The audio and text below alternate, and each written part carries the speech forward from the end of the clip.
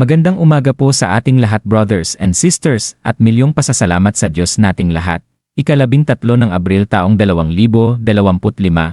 Kawikaan Kabanata 20. Ang mga Kawikaan Kabanata 20 ay puno ng mga aral na nagbibigay gabay sa tamang pamumuhay.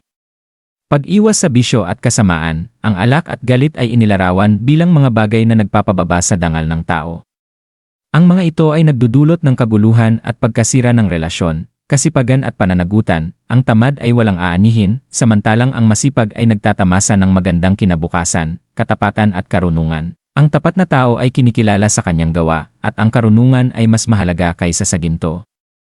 Paggalang sa magulang, ang sinumang magmura sa kanyang magulang ay parang ilaw na mawawalan ng ningas, na nagpapakita ng kahalagahan ng respeto sa pamilya, pagtitiwala sa Diyos. Si Yahweh ang nagtatakda ng ating landasin, kaya't dapat tayong magtiwala sa Kanya at umiwas sa pagmamalaki.